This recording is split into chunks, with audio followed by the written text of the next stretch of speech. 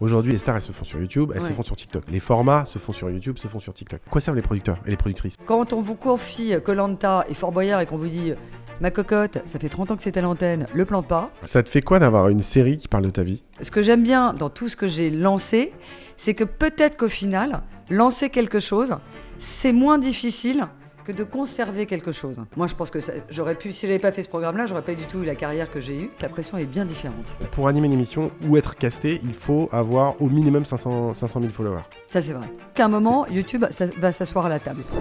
Alexia, bonjour. Oh, bonjour, je suis trop contente d'être là. Je trouve trop mignon le décor. Merci, c'est la première de ce podcast, donc je suis ravi que ça soit toi. C'est une énorme pression sur mes épaules. Hein. C'est ça, surtout sur la mienne.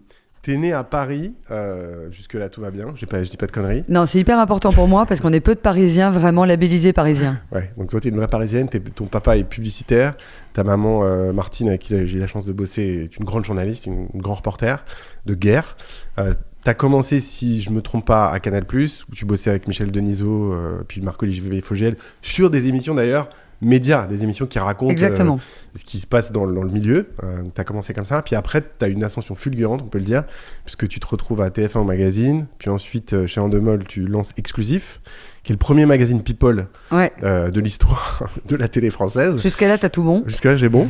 Là, tu as moins de 30 ans. J'ai 27, je pense. Donc, quand même, ascension fulgurante. Et puis là, arrive un choc dans ta vie professionnelle, et je pense un choc dans la France en général. C'est pourquoi tu es aussi ultra connu et que ton visage est connu, c'est que tu vas lancer la télé-réalité en France avec Stéphane Courbier. Vous allez faire Love Story en 2001. Ensuite, Star Academy. Et puis ensuite, tu vas devenir directeur des programmes d'Endemol. Donc là, tu deviens une grande patronne de l'audiovisuel, même si je pense que les émissions que tu as produites, c'était déjà une expérience du management assez... on pourra, si tu veux qu'on réagisse là-dessus, on pourra réagir, bien sûr. Et puis ensuite, tu vas continuer les énormes succès. Donc en tant que directrice des programmes avec Nice People, La Ferme, Secret Story. Et puis tu vas créer ta propre boîte de prod à LJ. Qui va ensuite être racheté par le groupe Banijay. Exactement. Et c'est là où tu vas te retrouver à être patronne de Banijay Production France. Mais je crois qu'entre les deux, tu avais la direction de Adventure Line. Après, en fait, exactement, j'ai récupéré après, en 2016, Adventure Line. Je me suis battue comme une acharnée pour avoir cette société. Okay. Ils produisent Koh-Lanta, Fort Boyard, etc. Parce que j'adorais les gens qui travaillaient dans cette boîte et je voulais absolument collaborer avec eux. Et après donc virage, encore une fois, assez incroyable avec la Société Miss France que tu diriges. Ouais.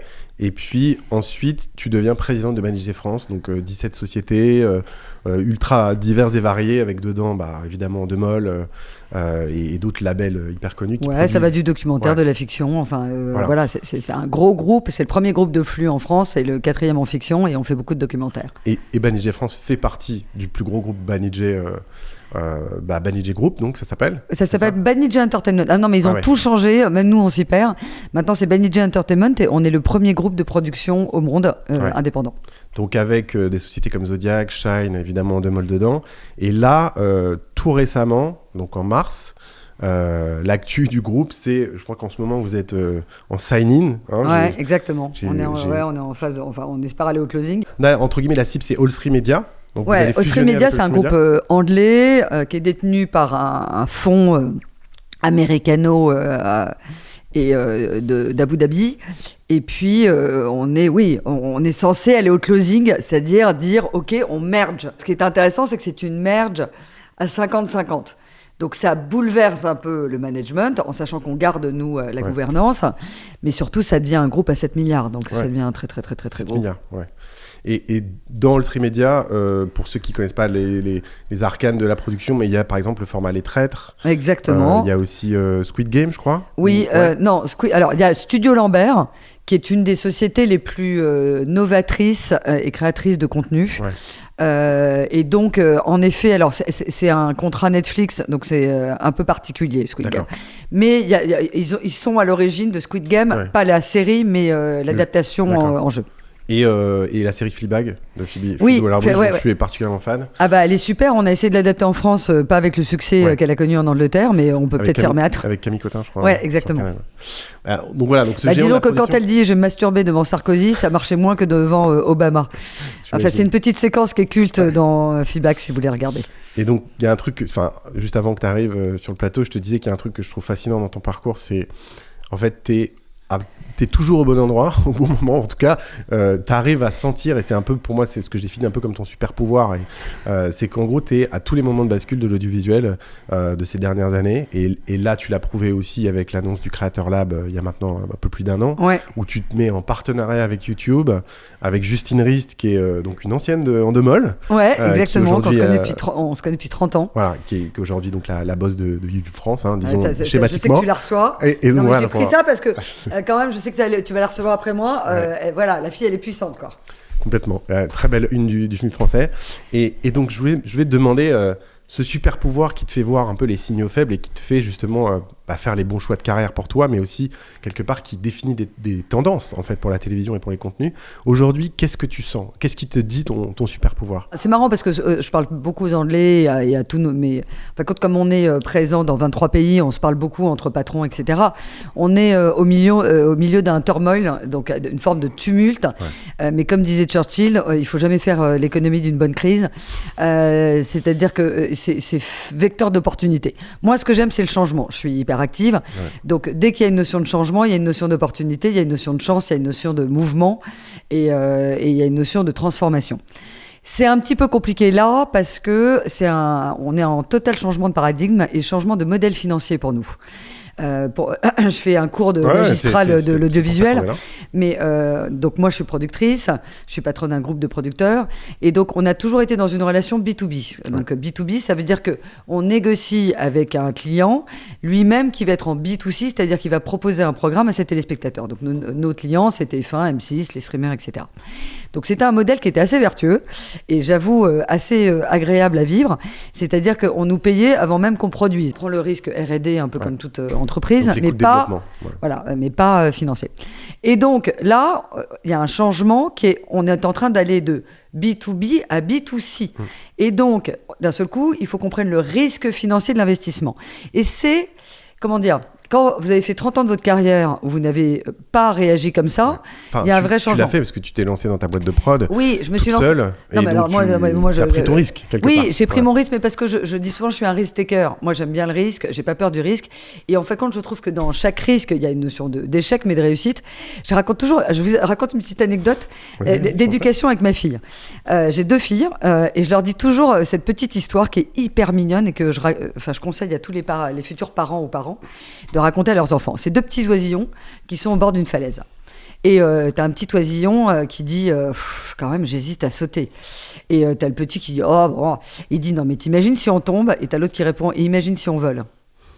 Et en fait c'est comme ça qu'il faut appréhender la vie. Et donc ce que j'aime bien dans tout ce que j'ai lancé, c'est que peut-être qu'au final lancer quelque chose c'est moins difficile que de conserver quelque chose. Ouais, je comprends. Parce qu'on accepte l'échec. Et donc, je trouve que, par exemple, quand j'ai lancé ma boîte et que j'ai lancé les Marseillais, les trucs, etc., je prenais des risques, mais bon, si je me trompais, c'était pas grave. Quand on vous confie Koh-Lanta et Fort Boyard et qu'on vous dit « Ma cocotte, ça fait 30 ans que c'est à l'antenne, le plante pas », eh ben, je peux vous dire que la pression est bien différente. Et donc, sur les tendances, je suis très... mon radar, c'est ma propre curiosité. C'est-à-dire que je suis pas visionnaire. On va s'amuser à ce jeu-là, on verra si j'ai raison. Mais je pense que tu as tous les traits de caractère d'une visionnaire. C'est pas pour te jeter des fleurs. On verra tout à l'heure, effectivement. Mais je vais te soumettre des prédictions et on va voir si. Très à l'écoute de moi, ce que je ressens. Et comme je pense que je suis relativement immature, je suis souvent en connexion avec la jeunesse et ce qu'ils aiment. Et en plus, moi, je suis curieuse de ça. Enfin, j'ai toujours dit, je pourrais pas quitter Paris parce que j'ai besoin d'un café avec des jeunes qui sirotent un café. Donc voilà, je pense qu'il y a un peu de ça. Ça te fait quoi d'avoir une série qui parle de ta vie ? Pardon, je passe du coq à l'âne, mais parce que tu me parlais de tes filles, je me dis, est-ce qu'elles ont vu la série culte sur Amazon, tes filles ? Je crois que la petite l'a vue, pas la grande. Et comment tu t'es dit, il faut que je raconte cette histoire. Alors, je me suis jamais dit, il faut la raconter. Ah, pas du tout. Comment ça s'est fait, en fait? Non, ça s'est fait, c'est une histoire alors improbable. Je voulais faire de la fiction, je me sentais pas légitime et j'aurais été attendue à boulet rouge par tous les gens de la fiction qui sont assez snobs. Tu te sentais pas légitime parce que tu venais du flux? Oui, exactement, parce que je venais du divertissement, de la télé-réalité, etc. C'est des familles différentes de production. Ouais, c'est des familles différentes, c'est même des couloirs de négociation différents, vous n'avez pas les mêmes interlocuteurs dans les chaînes. Néanmoins, c'est du storytelling. Donc pour moi, je pouvais raconter une histoire. Et un jour, je suis sur Miss France, en plein Covid, à un dîner au Puy du Fou. Et j'ai un mec qui arrive qui dit « Ah, c'est dingue, j'ai 2 copains du lycée qui travaillent sur un scénar sur Love Story. » Et là, j'ai Eureka dans ma tête et je me dis, si je ne rentre pas par... En fait, il faut que j'ai un défaut de légitimité. Ouais. Et donc, il faut que je rentre par le sujet. Et donc, je rencontre les garçons. C'était une bonne stratégie, c'était un bon go-to-market, comme on dit. Voilà, exactement. Et je rencontre les garçons qui avaient signé avec 2 filles qui sont super, avec lesquelles je collabore toujours.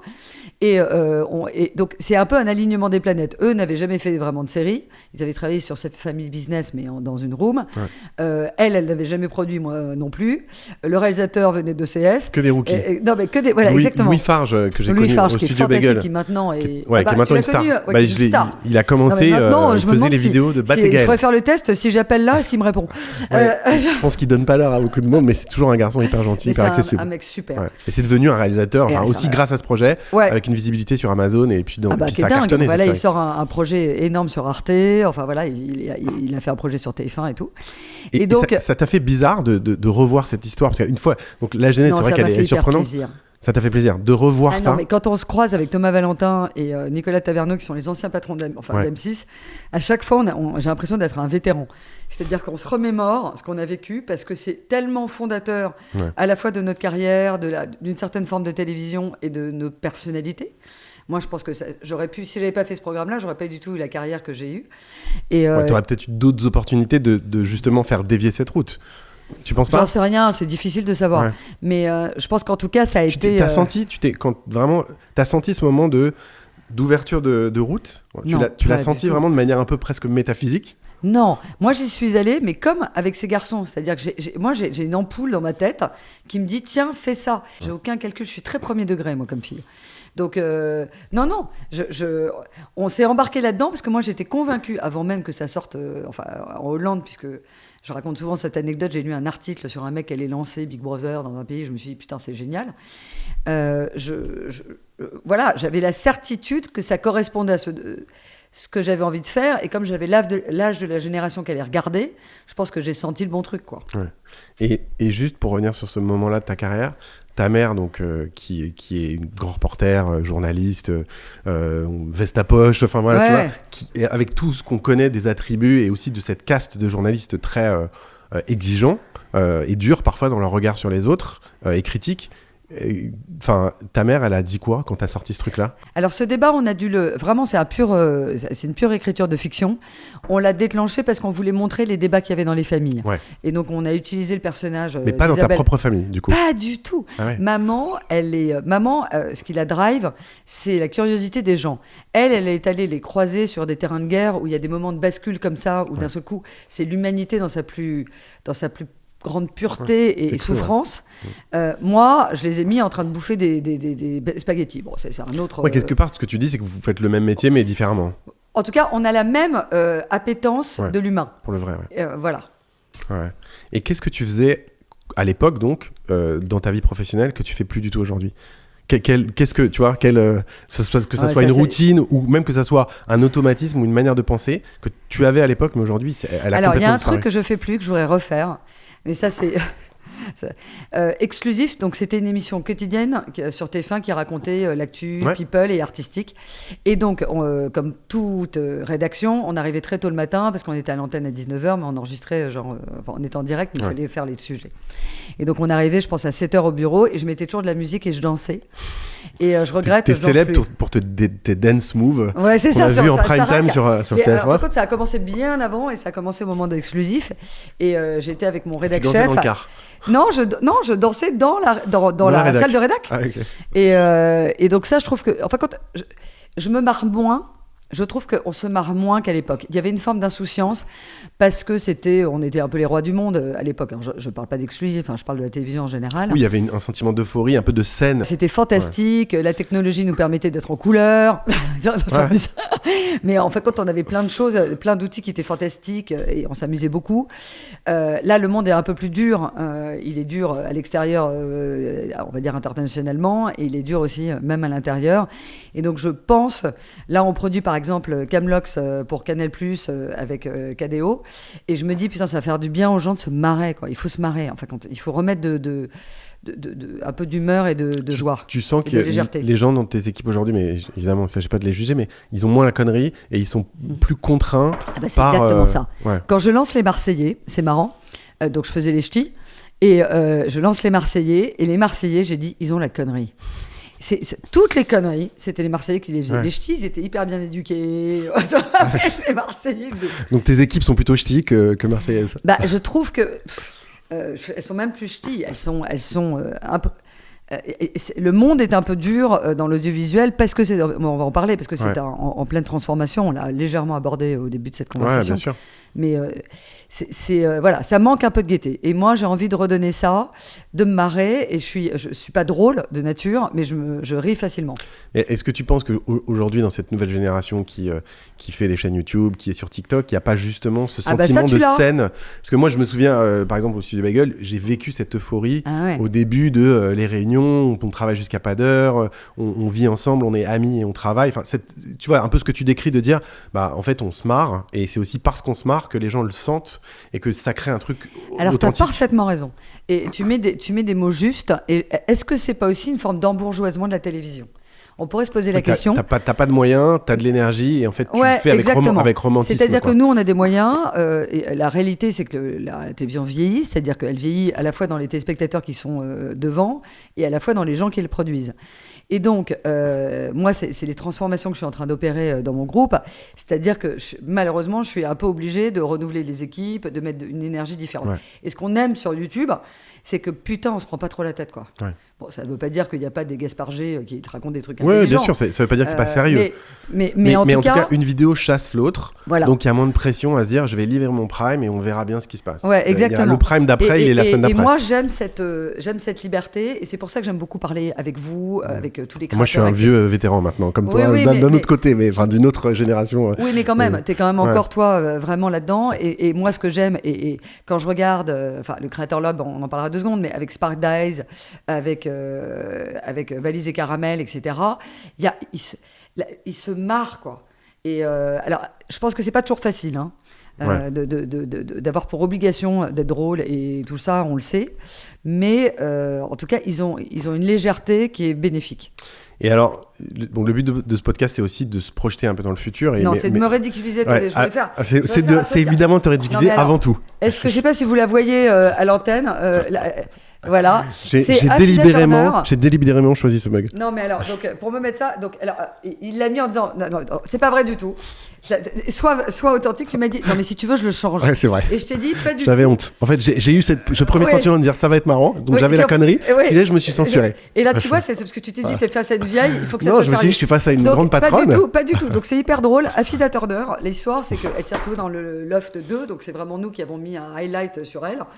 Et en fait, c'est Stéphane Courby qui me l'a piqué. Moi, j'ai pas produit le Loft 2. Je produisais Opération Séduction sur M6 en même temps parce que j'étais enceinte et en fait, il y avait une histoire de timing. Et il m'appelle, il me dit putain, j'ai besoin de quelqu'un qui soit un peu haut en couleur, etc. Je lui dis écoute, moi j'ai une fille dans Opération Séduction. On était en train de caster. Tu l'avais casté, mais tu l'avais pas encore validé. Non, je l'avais pas encore validé. Et je lui dis écoute, je t'envoie son screen. Et là, voilà. Donc j'ai jamais eu dans Opération Séduction. Elle est passée dans le Loft. Incroyable. Et donc, pour revenir à ce qu'on disait, est-ce que tu vas recruter des youtubeurs ? Parce qu'en fait, aujourd'hui, en fait, la problématique, c'est que les stars, elles se faisaient pendant les 20-30 dernières années, elles se faisaient grâce à la télé. Aujourd'hui, les stars, elles se font sur YouTube, elles se font sur TikTok. Les formats se font sur YouTube, se font sur TikTok. Et donc, formats largement inspirés souvent de l'univers de la télévision. Et d'ailleurs, sans prendre forcément les droits. À la télé. Évidemment. Je sais pas, qui sera l'imposteur, c'est un peu un genre de qui est qui, pour ceux qui ont connu ce truc-là, mais voilà. Mais il y a même, tu vois, par exemple, Apprendre ou à laisser, qui est une marque très importante pour nous, elle a été complètement détournée sur YouTube. Ouais, le sens du copyright est un peu moyen.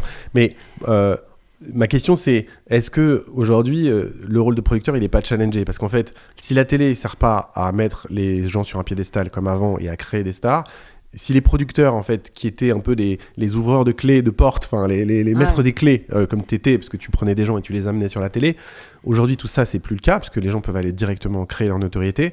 À quoi servent les producteurs et les productrices? Enfin, à quoi tu sers en fait dans ce marché? Mais t'as raison, c'est des vraies questions de transformation. Quand on parle de transformation, la question se pose. Il y a plusieurs choses. Il y a quand même une histoire de plafond de verre, même pour les youtubeurs.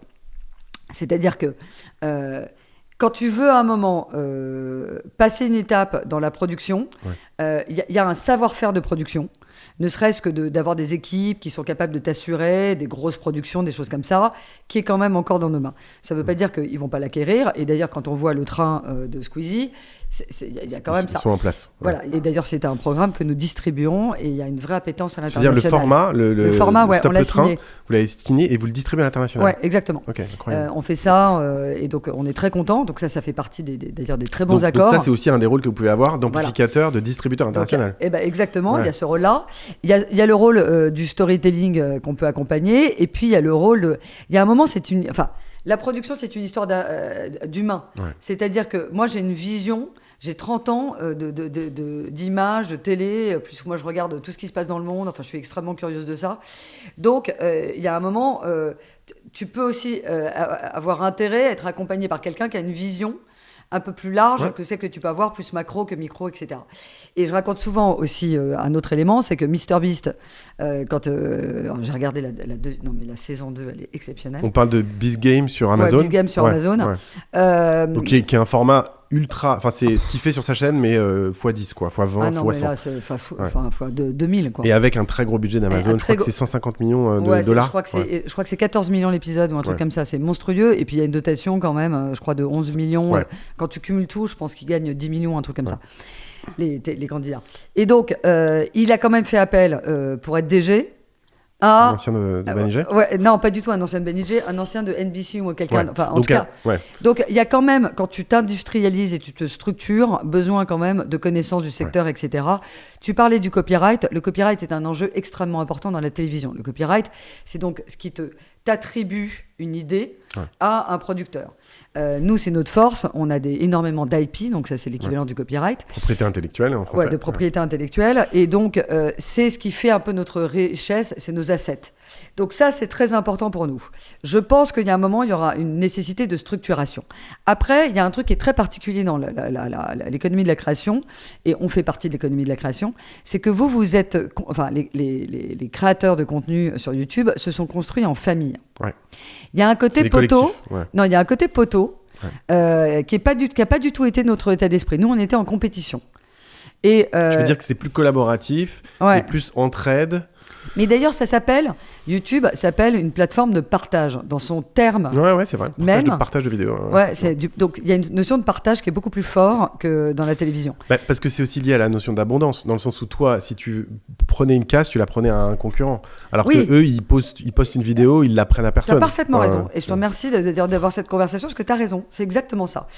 Et donc, rentrer dans les poteaux... C'est pas simple. Je pense qu'il y a deux choses. Un, en effet, j'étais dans leur salon quand ils étaient petits et probablement qu'ils ont l'impression d'avoir une Madeleine de Proust en face d'eux.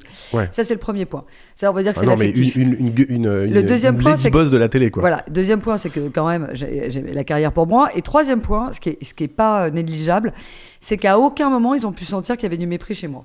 Ouais. Il y a toujours eu une énorme curiosité. Et dès le début, quoi, je trouvais ça génial. Je trouvais que leur modèle, la manière dont ils étaient eux-mêmes en première ligne, ce qui d'ailleurs pose à mon avis un problème, c'est-à-dire que comme c'est très intuitu personné, très incarné, je pense qu'ils ont une pression sur les épaules et limite un burn-out. Tous on l'a évoqué. Voilà, c'est l'une des raisons aussi pour lesquelles j'ai créé POC. Mais ça, et aussi, c'est un flot infini de contenu que tu dois fournir. Ça s'arrête jamais. Quand tu livres une émission, tu peux partir en vacances après. Oui. Eux, ils ont une vidéo à faire la semaine prochaine et la semaine d'après et la semaine d'après. Mais ça, ils sont un peu dans la culture musicale d'une Rihanna, par exemple. Rihanna, si tu regardes le début de sa carrière, elle n'a pas pris de vacances. Elle a sorti des tubes tout le temps pour occuper le terrain. Ouais. C'est épuisant.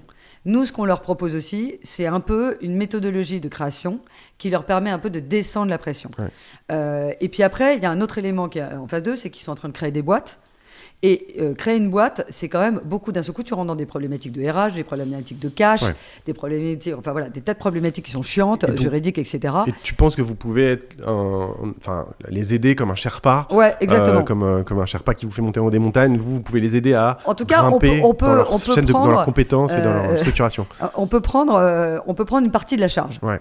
Voilà.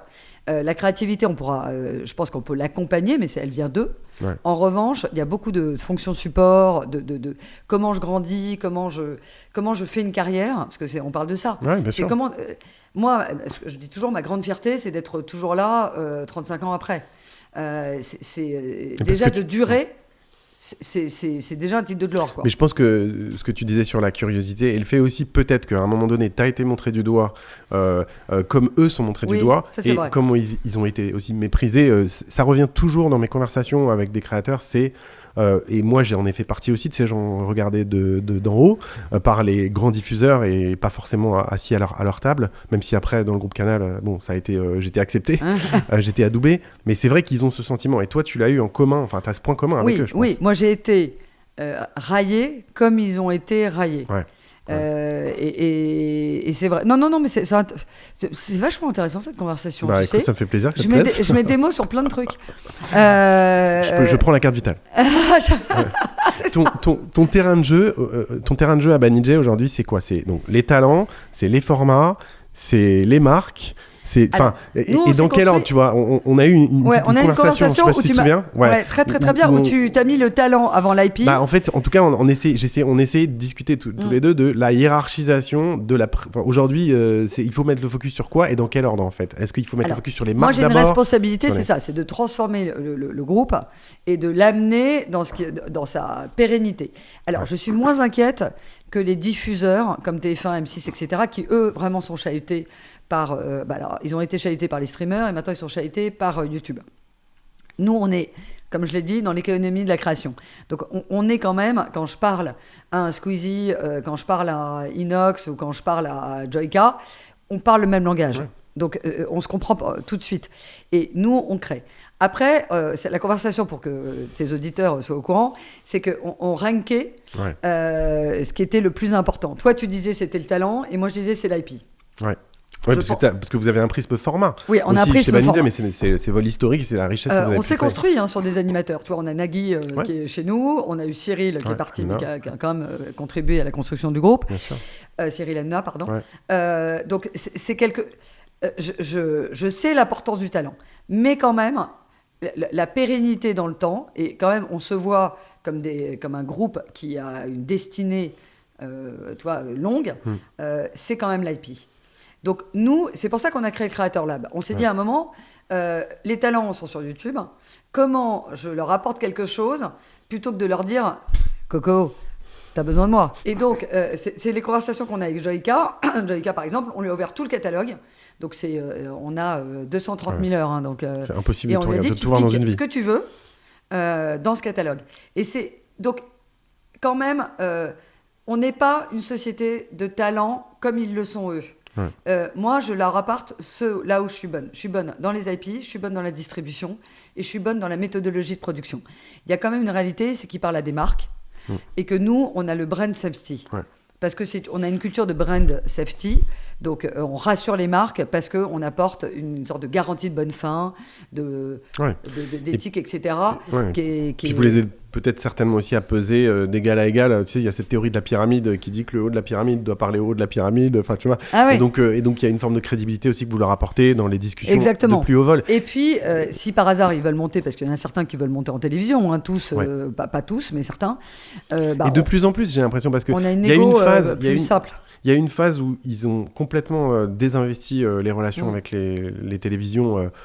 Et j'ai l'impression que là, ils ont quand même tous un peu envie d'avoir de l'ambition sur des formats et de travailler avec des diffuseurs. Je pense que quand on voit Hugo Décrypte, quand il est allé sur France 2, il y avait un win-win deal. C'est-à-dire que France 2 lui donnait plus de moyens pour recevoir des gens plus importants. Mais il ne changeait pas de format. Donc, en gros, le format France Télévisions pouvait aller sur son format, sur ses chaînes. Ouais. Inversement, France 2 s'achetait le petit jeune branché, etc. Ouais. Donc ça, c'est un win-win deal, mais il n'y a pas de transformation pour moi. Quand on voit un Michou qui fait Dals, il y a un peu plus de transformation. La réalité, elle est un peu complexe. C'est que YouTube, Twitch, TikTok, enfin tous ces trucs-là, tu as quand même une sorte de problématique de financement. Ouais. Parce que... et ça, c'est une des expériences du Creator Lab. Creator Lab, j'explique en 2 secondes. Oui, bien sûr. Creator j'allais Lab, en parler. on a ouvert, en fin de compte, 5 formats, qui sont des formats très importants chez nous. Alors, ça va de God to Dance à Dilemme, Première Compagnie, enfin, des formats qui sont importants. On a, sur une plateforme, on les a mis à disposition de créateurs. Des créateurs s'inscrivaient, nous faisaient un one-pager. C'était un open call. Ouais. Mais Faisaient un j'imagine que vous avez ciblé aussi certains créateurs. Non, pas du vraiment, tout. c'était vraiment le projet. Okay. Ils nous expliquaient ce qu'ils voulaient en faire, et en fonction de ce qu'ils voulaient en faire, on leur donnait le format, mais on leur apportait aussi 50 000 € pour produire. Le financement aussi. Exactement. Ouais. Et en fait, c'est un modèle c'est un modèle assez archaïque, ce qu'on a proposé. L'erreur qu'on a faite, c'est sur le financier. C'est qu'en fin de compte, dans votre économie, enfin dans l'économie de la créateur économie, 50 000 €, c'est à la fois beaucoup et pas assez. Donc, c'est beaucoup parce 50 000 €, c'est ce qu'un créateur peut faire sur une vidéo, sur 2 mois, mais par exemple. En général, quand il fait un partenariat, ce que lui donnent les marques, je pense que le médian, ça doit être 20 000 ou un truc comme ça. Ouais, grosso modo. Et donc, c'est une économie qui est assez contrainte. Oui, Squeezie ou Michou, quand il fait Terminal, il obtient d'une banque, etc., 200, 400, peut-être 500 000, mais c'est l'exception. Oui, c'est des très gros projets. Et tu ne peux pas créer un modèle économique sur l'exception. Et donc, c'est la limite de difficulté qu'on a, nous. C'est-à-dire que nous, on a des marques très fortes, mais qui coûtent très cher à produire. YouTube ne finançant pas, puisqu'à aucun moment, il ne finance la production, puisqu'on est rémunéré après coup. Et eux sont aussi bloqués par ça. C'est pour ça qu'ils vont en télévision, parce que quand même, en télévision, il y a de l'argent. Ouais. Donc, et donc la prise de risque, là on revient au côté B2B que tu évoquais en début d'interview, c'est le B2B te permet aussi, le préfinancement te permet aussi d'être ambitieux, de planifier et pas d'attendre et de dire je vais claquer 100 et si ça se trouve je vais faire 150 mais si ça se trouve je vais faire 70 et je vais perdre 30. Et donc ça c'est toute la difficulté, c'est leur gestion de cash. Et donc nous ce qu'on dit c'est que nous on veut faire du B2C mais il faut déjà qu'on a dragué les marques sur des projets qui sont beaucoup plus ambitieux. Donc, parce que quand même YouTube, c'est, comme tu l'as dit, c'est une plateforme de partage. Ouais. Et donc, il y a énormément de gens. Donc, on va dire, même s'il est énorme, le camembert d'investissement publicitaire sur YouTube, au final, il est très segmenté à l'intérieur. Et donc, c'est ça qui va être très intéressant. Et moi, je suis hyper curieux. De toute façon, moi, je trouve que c'est une période fantastique. Ouais. Moi, je suis en extase devant cette période. C'est effectivement assez excitant. Après, il y a beaucoup de stress et de crispation parce qu'on est aussi dans une période où les budgets télé baissent, où l'aide publique est challengée, que ça soit en radio ou en télé. Il y a des commissions d'enquête. Enfin, voilà, c'est quand même un peu un Non, mais c'est une période qui est perturbante pour la télévision, mais c'est une période qui est excitante pour les créateurs comme nous de contenu. Et c'est une période où il y a aussi beaucoup de choses possibles parce que les gens ont fait donc peur de louper le coche.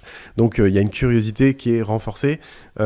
Vu que tu as vu plein de créateurs là récemment, parce que vous avez fait cette année de rencontres et puis tu t'es vraiment mis en visibilité sur le lien que tu voulais créer aussi à ces créateurs et tu l'as dit publiquement.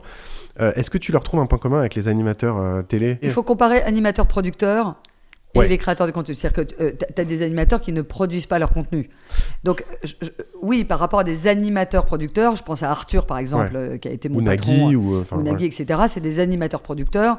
Et donc, ils sont à la fois à la tête de la réflexion sur le produit et à la fois de l'incarnation. Donc, on est similaires. Est-ce que Denis Brognard, c'est genre Inoxtag ? Est-ce que tu les as fait se rencontrer ? Je pense qu'il y a une réalité, c'est que quand même, quand on voit par exemple Michel Drucker, qui est toujours à l'antenne, c'est qu'il y a une pérennité. En fait, quand il y a eu les animateurs qui sont arrivés sur la télévision, comme il y avait peu de chaînes de télévision, tout de suite, ils ont pris une puissance d'incarnation qui a duré dans le temps. C'est-à-dire, c'est pas pour rien que Denis est toujours à la tête de Koh-Lanta depuis plus de 25 ans. Je pense qu'il y a un effet d'évolution, de retournement, de changement qui fait qu'une star, il y a 3 ans, peut disparaître. Et c'est toute la difficulté, il y a un effet de mode très très vite chez vous. Et donc c'est ça qu'il faut accompagner. Et ça, tu l'accompagnes pas qu'avec la personne, tu l'accompagnes avec des concepts. Ouais. Et pour question subsidiaire là-dessus, est-ce que Denis Brognard veut monter sa chaîne YouTube? Est-ce que les animateurs disons, ils le dits font traditionnels, beaucoup, hein. Ils le font. On a vu Eric et Ramsey qui ont lancé leur chaîne. Claire Chazal. Sur France Télévisions, il y a aussi des exemples. Est-ce que là, on parlait beaucoup des créateurs et comment ils travaillent avec vous, mais est-ce que toi, déjà, sous la main, tu as déjà des animateurs, producteurs, des animateurs tout court, tu vois, est-ce que tu vas lancer la chaîne YouTube de Nagui, par exemple? Enfin, est-ce que vous avez ces débats-là? Non, on n'a pas ces débats parce que je pense qu'on reste vraiment sur l'idée plutôt d'avoir nos formats. Mais tu penses pas qu'il faudrait le faire? Tu penses pas qu'il faudrait systématiquement essayer de cultiver, c'est un peu là. Ou même lancer ta chaîne, par exemple, à toi? On en a parlé aussi, mais je pense que c'est... Je pense quand même qu'on restera un producteur d'IP. Je pense qu'on restera comme ça. Évidemment, si Denis vient me voir, on réfléchira toujours avec lui. Mais c'est pas notre move actuel. Je préfère donner mes IP à des créateurs qui sont sur YouTube et qui s'en emparent, comme ce qu'on a fait dans le Creator Lab, et qui nous surprennent. Et, par exemple, Spark Dag, là, il est en train de réfléchir à la saison 2 de Première Compagnie. Je préfère ça parce que déjà, quand même, gérer, et tu le sais, des animateurs, c'est quand même... Disons qu'ils, enfin, peut-être pas toujours les plus fidèles. Je peux le dire à ta place peut-être si c'est sensible, mais peut-être que c'est plus compliqué pour eux dans leur structure actuelle même d'agenda, même d'emploi du temps, même d'obligations, de se remettre un peu dans un niveau artisanal pour lancer une chaîne YouTube, parce que l'idée c'est pas non plus si tu claques 1 million d'euros pour faire une chaîne YouTube d'un animateur, du coup on rebasculera sur un truc où le risque est trop important et en fait il faut le préfinancer. Oui. Et puis, je pense quand même, tu sais, moi, stratégiquement, je dis toujours qu'il faut quand même pas s'éloigner de... Tu peux pas faire des transformations à 180 degrés. Ouais. C'est-à-dire que nous, on s'est construit à 100% sur les IP, avec des animateurs producteurs, mais quand même qui étaient producteurs. Donc, c'est-à-dire qu'il y avait eux-mêmes des IP à l'intérieur de leur société. Je pense que si on changeait complètement de modèle, déjà on va changer de modèle de financement, des modèles de distribution, parce qu'on est quand même dans l'hyper-distribution, je pense qu'on ne peut pas tout changer. Il y a un moment, je pense qu'il faut plus saisir les opportunités d'incarnants et de communautés qui suivent leur incarnant pour les mettre sur nos IP, que de se dire on va signer à tout va. Je comprends. Ce qui est la stratégie peut-être d'autres groupes, par exemple Webedia, ou qui font plus ça. Ouais. Voilà. Ouais, je comprends. Alors, on va aller dans le futur. Je vais te proposer un petit exercice ludique. Moi, j'adore. Moi, j'adore les jeux, moi. Ouais, voilà, tu vois, moi, les piles dedans. Alors, surtout, c'est pas des jeux de culture générale, parce que je suis en panique. C'est un jeu d'imagination. D'accord. C'est simple. On va essayer d'imaginer les choses qui vont arriver dans les 12 à 18 mois. Je vais te donner 6 affirmations. Enfin, il y en a une bonus. Et tu vas me dire si tu y crois ou tu y crois pas. Après, évidemment, tu te sens libre de commenter. La première, c'est pour animer une émission ou être casté. Donc là, on se dit, dans les 12 à 18 mois, ça va arriver ou c'est peut-être déjà arrivé. Donc, pour animer une émission ou être casté, il faut avoir au minimum 500 000 followers. Ça, c'est vrai. Ça, c'est vrai. Aujourd'hui, tu fais pas un choix d'incarnation sans avoir... On va dire que c'est toujours, il faut un drive, c'est-à-dire qu'il faut quelqu'un qui est 500 000. En fiction comme en flux, d'ailleurs. Enfin, je te pose la question les deux parce que tu fais beaucoup de fiction. Ah bah ouais, je fais beaucoup de fiction. Alors, ça dépend. On va pas mettre le cinéma. Ouais. Mais on va dire la fiction plateforme qui en plus a besoin de capitaliser sur une communauté pour générer de la souscription à ses abonnements. Oui. Donc oui, et je pense que qu'il faut trouver des gens qui ont des grosses communautés et à ce moment-là, tu peux construire quelque chose autour. C'est pas systématique parce que y a la communauté, c'est le nombre de followers, et puis tu as la notoriété. Et l'engagement aussi. Voilà, une Virginie Efira, elle génère énormément d'attractivité. On a signé là Back Buchan, on tourne un film avec lui. Back Buchan, c'est 6 millions de followers. Back Buchan, on l'aurait jamais pris s'il n'était pas bon comédien. On a fait des tests avec lui, il s'est prêté à ça. Il s'avère qu'il joue très bien. Donc on l'a signé. Ouais. Après, tu fais pas un film avec un... Faut se souvenir que The Rock était un catcheur. Faut se souvenir que nos deux amis du Palma Show, ils étaient c'était des Dailymotionneurs d'ailleurs, des YouTubeurs, des motion makers, on appelait ça. Oui, après ils restent dans l'environnement Palma Show. Ils vont pas faire du Phèdre. Hein. Ouais. Donc... Quoique peut-être. Donc il faut quand même qu'ils aient une capacité à jouer. Ouais. La deuxième affirmation sur laquelle j'aimerais avoir ton avis, c'est les formats seront moins importants que les créateurs. Bah, ça, j'ai déjà répondu. Ouais, tu m'as déjà un peu répondu. Voilà, donc Oui, ça, bon. non. Mais ce que je veux dire, c'est que l'idée les gens suivent les gens avant tout, ou les gens suivront les concepts avant Non, tout. alors les gens... Enfin, autrement dit, est-ce que tu regardes Squeezie parce que c'est l'imposteur et que tu as envie de savoir qui est l'imposteur, ou est-ce que tu regardes Squeezie parce que c'est Squeezie et parce qu'il est avec Alors, Ninet? je pense les deux, mon capitaine. C'est-à-dire que tu génères ta communauté avec ta personnalité, mais tu la gardes avec le concept. On a mis en place POC, c'est qu'on s'est dit, ils sont exactement là où on était il y a 25 ans, c'est-à-dire qu'ils ont créé des formats, il faut dans ces cas-là pouvoir les distribuer à l'international, et donc un autre youtubeur qui a une petite communauté et qui a besoin de s'appuyer sur un format, va piquer le format, enfin va piquer, non, va justement l'acheter. Justement pour avoir quelque chose de fléché, de tracé. De fléché avec de la data qui le rassurera, et il pourra s'appuyer sur ce format-là pour augmenter et continuer Donc c'est une marketplace de formats. apprivoiser et approvisionner sa communauté. Et les formats viennent d'autres créateurs, donc c'est une forme de bourse où C'est une bourse, moi je suis un créateur allemand, je vais mettre mon format et puis je vais avoir un créateur UK qui va regarder, qui va dire je vais prendre ça, et là il va y avoir une forme de transaction. Exactement. Okay. C'est comme, en fin de compte, c'est le principe de la distribution qu'on a mis en place sur nos formats en télé. Donc dans ton agenda, tu auras plus de rendez-vous où tu pitches des marques que de diffuseurs.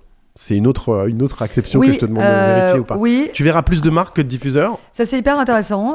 Actuellement, je pense qu'on est à 10%. Tu vois 10% de marques dans ta semaine. 10% de marques pour 90% de diffuseurs. Je pense que ce ratio va grossir, mais ça ne veut pas dire qu'il va passer, il va s'inverser. Voilà. Okay. Mais oui, tu as raison, ça va grossir. Mais donc, tu penses qu'on arrivera là, dans les 2 ans à venir à peut-être 50-50 ? Ouais, dans les 2 ans à venir, je pense qu'on sera à 40-60, et dans les 3 ans à 50-50, et après, je pense que ça va stabiliser autour de ça. Et sans trahir de secret, tu vas voir des marques en direct, ou vous essayez d'aller voir des grosses agences médias ou des grosses agences? Alors ça, c'est la difficulté. C'est quoi votre stratégie là-dessus? Non, c'est plutôt agences médias, okay. Parce qu'ils ont un lien de confiance avec leurs agences qui ont créé l'identité de la marque souvent, ou qui ont un passé ensemble de création de positionnement de la marque. Donc c'est plutôt des agences, mais ça nous arrive d'aller voir des marques en direct. Ça, c'est plutôt en fiction.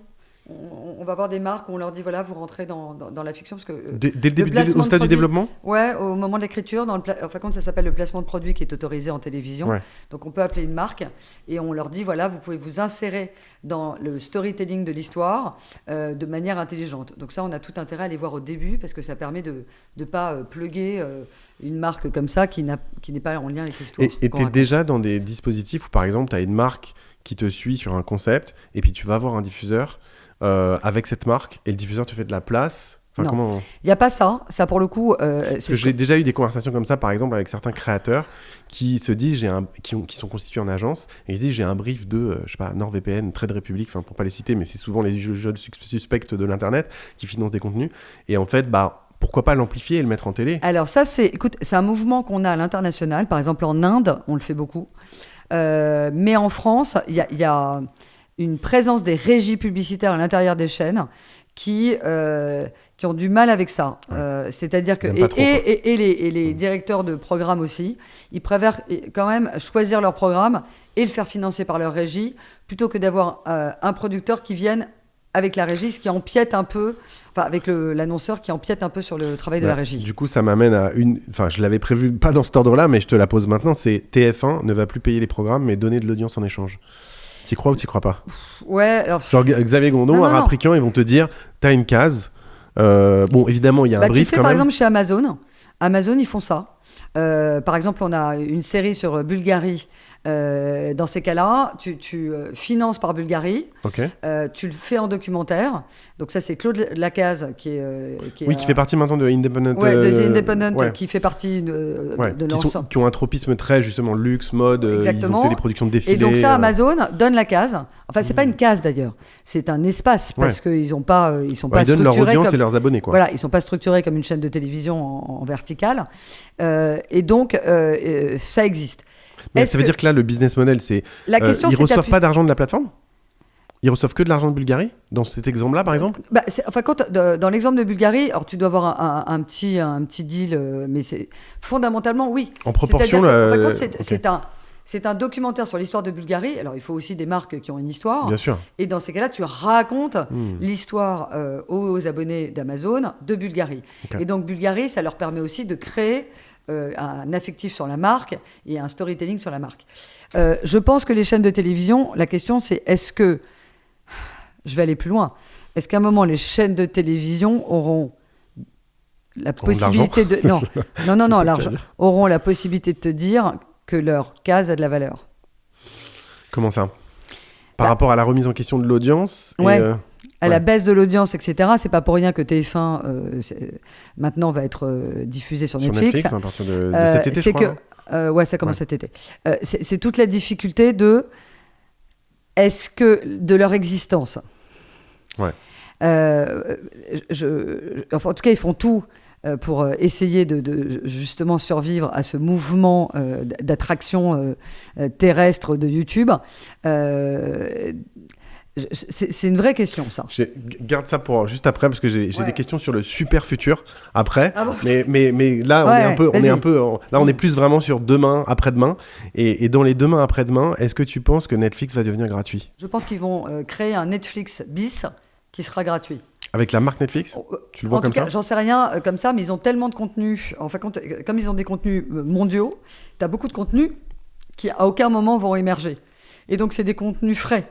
Donc moi, je serais eux, je créerais une chaîne gratuite. Et comment ça va reconfigurer votre relation avec eux ? Parce que j'ai l'impression que, d'après ce que j'en comprends, j'ai l'impression que le vrai concurrent de Netflix, c'est YouTube maintenant. Enfin, ça a été dit. Ils sont tous... Alors là, maintenant, ils sont tous liés ensemble. Il y a des passes d'armes entre Ted Sarandos et Lil Mohan qui s'envoient des pics entre eux. Mais très clairement. Mais ils ont raison, parce que quand même, YouTube est un modèle gratuit.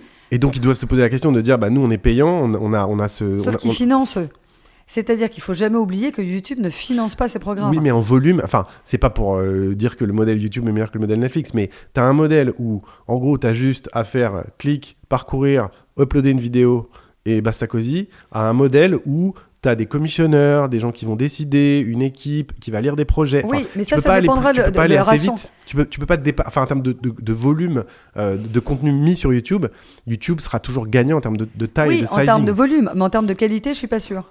Bien sûr, mais ça c'est clairement... Non, parce que nous, on monétise par exemple notre catalogue, donc on met des documentaires, on met des anciennes émissions, on met même des fictions sur YouTube, mais quand même le premium, c'est-à-dire le premium et le frais, il va chez les streamers ou chez les linéaires. Pourquoi ? Parce qu'on est dans cette fameuse relation de B2B où ils financent un programme de qualité. Donc je pense qu'il peut y avoir deux modèles, un modèle d'ultra qualité, qui est financé par les linéaires et les streamers. Donc là, tu l'as que sous paywall. Que tu as l'abonnement et là, tu l'as dans l'abonnement premium. Et là, tu as du premium. Et après, un format plus mainstream qui sera sur YouTube. Tu auras quelques exceptions comme Kaizen, comme tous ces trucs-là. Sur YouTube ou sur la version gratuite de Netflix. Oui. Alors, c'est la version gratuite de Netflix. Je pense que là, ça sera très dangereux. Pourquoi ça sera dangereux ? Parce qu'ils vont mettre du back catalogue qui a déjà été financé par le Netflix Premium, donc payant. Attends, ça je fais de la projection totale. Non, mais on est là pour ça. Non, mais je sais bien, t'inquiète pas, on va pas s'imaginer que c'est et donc ça veut dire qu'ils n'auront pas besoin sur cette chaîne-là d'acheter du contenu. Donc ça veut dire que on se retrouvera nous avec une chaîne qui n'est pas client. Ouais. Oui, parce qu'ils achètent ils prennent qu'ils l'auront que le déjà catalogue. acheté. Ils auront déjà acheté. Ils l'auront déjà acheté, mais c'est quelque chose qui n'aura pas émergé sur la version payante. Oui, tu as une radicalisation. Vous aurez quand même toujours certainement les énormes projets, et puis surtout, ça va être capté par vous parce que vous êtes hyper puissant. Non, mais nous un Koh-Lanta, moi je suis pas inquiète. Un Koh-Lanta, que ça aille sur TF1, sur Netflix, sur YouTube, à un moment, c'est une marque qui est tellement forte. Ouais. Voilà, la réalité, c'est que sur YouTube, en revanche, il faut une marque affiliée qui la financera, et donc en fait, quand la relation B2B passera de moi vers TF1 à moi vers une marque. Ouais. Et c'est pas le moment encore. TF1 est encore le partenaire qui est là à nos côtés pour financer Koh-Lanta. Et alors du coup, dans cette logique d'avoir des vraies marques type Survivor qui sont des barrières à l'entrée en fait, la valeur, et ça c'est la dernière phrase que je voudrais que tu commentes. Moi je dis toujours qu'à un moment, YouTube va s'asseoir à la table. Ils me disent que non. Moi je leur dis à un moment... Parce que la valeur est sur les franchises. Et sur parce les formats. qu'ils auront besoin, à un moment, quand même, de benchmarker la qualité de ce qu'ils diffusent. Et que c'est pas pour rien qu'à un moment, je crois que les Oscars, en 2029, vont arriver sur YouTube. Ouais. Donc, il y a un moment, il y a bien un échange financier. Bien sûr. Ça peut pas être que mets tes contenus et on verra bien. Voilà, donc à un moment... On le voit dans le sport, il y a déjà des... dans le sport, alors le sport, ils font des... C'est un peu particulier parce que c'est les créateurs qui achètent les droits. En fait, la question, c'est que tu peux te poser ça. C'est que certains créateurs auront la capacité financière d'acheter des droits. Et d'ailleurs, ça va être intéressant parce que là, ils les achètent à la marge et pas cher du tout. Oui, parce que c'est des droits mineurs, type... C'est des droits mineurs. On peut citer Zach Nani avec la Saudi League. Zach Nani qui achète des droits. Donc ça, c'est hyper intéressant. Ouais. Sauf qu'à un moment... les propriétaires de ces droits-là vont se dire putain merde, l'audience elle est là, et donc là il va y avoir une sorte d'enchère sur les droits, et peut-être que c'est les créateurs qui deviendront les commissionneurs des droits. Intéressant. Mais ça renforce le fait que dans un univers d'hyper choix, d'abondance, la familiarité et donc les marques, les franchises que vous avez dans votre catalogue, ça prend vachement de valeur. C'est aussi pour ça que Netflix voulait racheter Warner. Parce qu'il y avait GOT dedans, il y avait Harry Potter. Ce qu'il faut, c'est que j'embrasse cette transformation et que je protège mes IP de ça pour les valoriser dans les 2 prochaines années. Mais je suis propriétaire de mes IP. Ouais, et ça, c'est un avantage concurrentiel. Des douves. En anglais, on parle de moat, mais c'est ton moat, quoi. On va aller dans le super futur et on va s'approcher de la fin de cette interview. Hyper passionnante, merci encore. Le super futur, c'est 2046. Dans 20 ans. Putain, je kiffe, j'aurai mon petit robot qui me dira bonjour Alexia, comment ça va, t'as passé une bonne journée, tu veux voir quoi, donne-moi ton manteau. D'ailleurs, où est ton chien? T'es pas venu avec ton chien aujourd'hui? Et moi je rêve de vivre avec des robots. Bah écoute, ça va être accessible je crois bientôt. Bah là je vais voir ça c'est mon truc, je vais voir Innov8 qui est créateur d'exosquelettes. Je voulais mettre un exosquelette sur mon père pour qu'il marche mieux, mais il veut pas. Il veut pas du tout. Ah donc t'es vraiment, tu veilles, t'es hyper curieuse de ces nouvelles technologies. Ah non mais moi je suis tous les sites de nouvelles techno. Moi j'adore. Je suis vraiment. Alors du coup dans ce monde-là où on aura un robot de compagnie qui nous fera la vaisselle, la télé elle devient quoi? Ça devient un écran. Alors moi je crois que le métaverse. Ça devient un DJ, ça devient un curateur. Comme un DJ, tu vois, qui passe des disques, en fait, qui devient connu parce qu'en fait, il passe d'autres trucs. Moi, je pense que ça fera partie... En fait, là, il y a encore toi sur ton canapé et ton téléviseur. On n'a pas parlé des Smart TV, mais et ta Smart TV. Je pense que le métaverse était trop en avance. Moi, est arrivé trop vite, c'était early stage, et je pense qu'on va vivre maintenant dans un monde de métaverse. Et donc, je pense que nous allons être... insérés dans ces modèles. Soit on peut choisir soit d'être passif, soit par exemple d'être dans Game of Thrones et tu vis Game of Thrones. Donc je pense que nos contenus vont être... il va y avoir une sorte de matrice d'absorption. Donc tu penses que c'est dans l'expérience aussi que la télévision se réinvente, dans la capacité qu'elle a à t'immerger dans des univers. On le voit dans le besoin du live là, donc de l'expérientiel. Tu vois par exemple là on a un énorme succès avec Fort Boyard Aventure qui sont des parcs dans lesquels tu vis l'expérience Fort Boyard. En France de rentrer, on a 10 parcs et on va en ouvrir 13 avant juin. Génial. Et ça tu rentres dans l'expérience. Tu fais les salles en fait, tu t'amuses. Tu fais ça et puis tu as la voix du Père Fouras, tu as tout ça. Mais ça c'est encore... Mr Beast a fait un parc d'attractions en Arabie Saoudite, je crois. Ah ouais? Il l'a fait décembre dernier, Voilà, moi je ne crois plus éphémère. Au physique, je crois à l'immatérialité des choses. Donc, alors, j'ai essayé le casque Apple Vision Pro. Bon, c'est encore un peu lourd et tout. Mais et après, il y a une difficulté. Par exemple, il y avait un truc qui était génial dans le casque, c'est que d'un seul coup, j'étais à Paris et je parlais avec ma fille qui vit à Londres, et donc on était attablés ensemble. Ouais. Donc, t'avais le sentiment d'être avec elle. J'avais le sentiment, pas comme dans un Zoom. Exactement. Donc ça c'est de la projection parce que Apple n'est pas encore capable de faire ça. Mais je suis intimement persuadée qu'à un moment, on choisira par exemple de se dire, écoute, tu sais quoi, on a une maison, moi j'ai une maison en Sicile, et Solveig, ma fille, on va se retrouver toutes les deux en Sicile et on va discuter, etc. Et voilà. Donc tu auras ton décor que tu auras mis dans ton Apple Vision Pro et puis tes personnages qui seront membres de ta famille par exemple, et tu pourras évoluer dans cet univers. Voilà, donc moi je pense que le métavers c'était trop en avance. Et ça, donc la télé sera là aussi pour donner des univers, pour donner des cartes, des maps en fait. Exactement, et on vivra avec ces univers-là. Et d'un seul coup, je te dis, on va donner des idées à plein de gens, je pense. Il est vrai. Donc, dans quel monde de Game of Thrones tu décides de vivre? Oui, parce qu'au final, quand tu t'es tapé les 8 saisons, t'as envie, t'es déçu parce que tu sors de ce monde-là, et ce monde-là, la porte se referme en fait totalement, et voilà, et donc tu as un espèce de faux mot de la fin de ce truc-là. Moi, c'est un monde dans lequel, par exemple, dans le métaverse, je rêvais d'avoir une Ferrari, d'être habillé. Non, j'ai pas les moyens de m'acheter une Ferrari, j'aimerais bien. Bon, après, je suis pas sûr que c'est le meilleur investissement. Je suis pas sûr. Puis, je suis pas sûr que ça soit vraiment montré. Mais en tout cas, ce qui m'intéressait moi dans le métaverse, c'est d'être quelqu'un d'autre. Ça n'a pas fonctionné. Donc... Tu connais ce jeu? Alors, le nom m'échappe, mais il y a eu un documentaire sur Arte où c'est des gens qui jouent à avoir des jobs.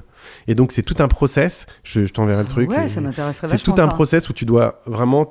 Tu arrives dans le jeu, déjà, tu dois aller à la préfecture pour te faire des papiers. Tu dois passer ton permis, mais vraiment passer ton permis. Et ensuite, tu joues à avoir un métier. Donc, il y en a qui sont flics, il y en a qui sont boulangers, ça. Et c'est vraiment un peu Second Life. Moi, je voulais être flic. Je t'enverrai le truc, mais j'ai vu qu'il y avait un teaser d'un documentaire sur Arte qui allait passer. Je mettrai la référence dans les commentaires parce que je l'ai pas en tête là. Mais ouais, c'est assez intéressant de voir que les gens s'amusent à jouer à des jeux, de bosser en fait. Voilà. Alors après, par ailleurs, si tu veux vraiment, il faut que je fasse de la projection. Donc moi, je suis extropienne. Donc c'est un mouvement du transhumanisme très particulier. Et donc, je pense qu'il va y avoir une énorme révolution. C'est-à-dire qu'il va y avoir une scission des mondes. J'avais vu ça sur ta fiche Wikipédia, mais je savais pas si c'était tu vois un truc que quelqu'un avait rajouté. Je pense que c'est quelqu'un qui l'a rajouté parce que tu imagines bien que je m'occupe pas de ma fiche. Non mais il y avait marqué que t'étais transhumaniste quoi. Ouais, je suis transhumaniste. Je suis dans un mouvement qui s'appelle les extropiens, qui est un mouvement en fin de compte qui laisse le libre arbitre. Donc c'est un mouvement extrêmement respectueux si tu veux du choix des uns et des autres. Et donc, je pense qu'il va y avoir une révolution parce que je pense qu'on va plugger l'IA sur les cerveaux. Et que c'est un peu le cas avec Neuralink. Exactement. Et tu veux que je sois très... Vas-y, on est là pour ça. Je pense que malheureusement, on va se retrouver dans un moment où, pour plugger une IA, il faut un cerveau qui ait les capacités intellectuelles de gérer une IA. Ouais. Et donc, il va y avoir deux mondes. Une forme de sélection. QI, donc je pense qu'on va malheureusement arriver dans une forme d'eugénisme et il va y avoir, le QI sera une valeur marchande qui te donnera accès ou pas. Et c'est marrant parce que... Et donc il va y avoir des révolutions parce que évidemment tu auras ceux qui n'auront pas la capacité et tu auras ceux qui ne voudront pas de ce monde-là. Ce qui est sûr, c'est pour te rejoindre, j'ai écouté un podcast récemment avec le cofondateur de OpenAI, donc Brockman, donc on parle beaucoup de Sam Altman, mais il y a l'autre qui est d'ailleurs plus... Lui est beaucoup plus alarmant que... Ouais, et lui en fait ce qu'il dit c'est que la capacité de computing en fait, et l'intelligence va être un fuel, va être le nouveau fuel, va être le nouveau pétrole. Et pour moi, quand je te dis ça, effectivement. Tu vois, j'avais pas écouté ce qu'il avait dit. Et moi, je pense que ça va se monétiser. Complètement. Eux, c'est leur business model, en fait, de vendre des capacités. Et on le voit un peu en Chine, parce qu'on n'en parle pas beaucoup, mais il y a des... Mais même déjà aujourd'hui, regarde, les gens qui ont l'abonnement, qui n'ont pas d'abonnement à ChatGPT, qui n'ont pas ChatGPT Pro, qui n'ont pas Claude Pro, etc., ils ont une capacité limitée. Au bout d'un certain nombre de messages, ça s'arrête. Alors que si tu payes 20 balles, 30 balles, 200 balles, oui, mais ils peuvent toujours payer 20 balles, quand même. On peut dire qu'ils peuvent payer 20 balles. Là, moi, je te parle... Là, tu penses que ça va être une sélection par la morphologie, en fait. Oui. Et donc, ça veut dire que le QI va devenir une donnée financière. Oui, parce qu'il va falloir pouvoir recevoir ou pas l'installation. Et donc ça, mais bon, ça, les mecs ils vont se dire, elle est complètement tarée. Non, mais pas du tout, parce que c'est complètement lié à ce qui se passe aujourd'hui sur le débat sur le nouvel or, le nouveau pétrole, en fait, c'est la capacité d'intelligence que tu vas t'augmenter et que tu vas payer, en fait. Et ça va être très compliqué, et ça, et je pense que moi-même, qui suis pourtant très dans cette mouvance-là, il faudra qu'on se rebelle. Donc, ça va créer deux mondes. Et vraiment, et je pense que les affrontements ne sont pas anticipés sur ces problématiques-là.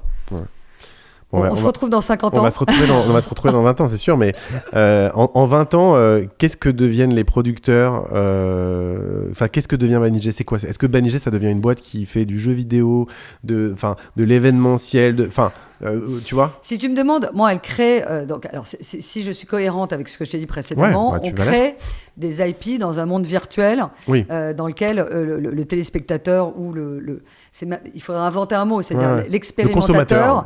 Non, ou l'expérimentateur va s'insérer.